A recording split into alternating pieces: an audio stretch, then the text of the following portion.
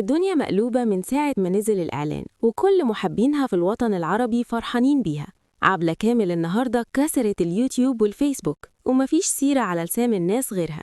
عبلة اللي كانت مختفية تماماً عن الظهور ظهرت النهاردة بجمالها الطبيعي ومن غير مكياج أو تكلف، وكأنها بتبعت رسالة لكل الفنانين إن الصدق هو اللي بيوصل للقلوب.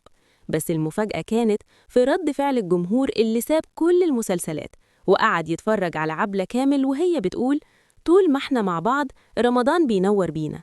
شفتوها مع ياسمين عبد العزيز ومنى شلبي وهم طايرين بيها؟ الإعلان كسر الدنيا وعدى 30 مليون مشاهدة في كام ساعة، والكل عايز يشوف عبلة كامل.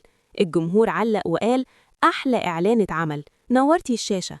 عظمة عبلة كامل ودت الإعلان في حتة تانية. الإعلان شارك فيه نجوم كبار زي الكينج محمد منير ومنى شلبي وياسمين عبد العزيز وأمير عيد وأسماء جلال ومحمد ممدوح.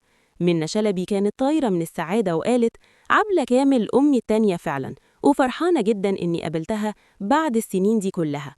أما الكينج محمد منير فقال: فرحان جدا بعودة النجمة عبلة كامل، دي فنانة كبيرة ومصدر فخر واعتزاز ليا. لغاية هنا انتهى الفيديو.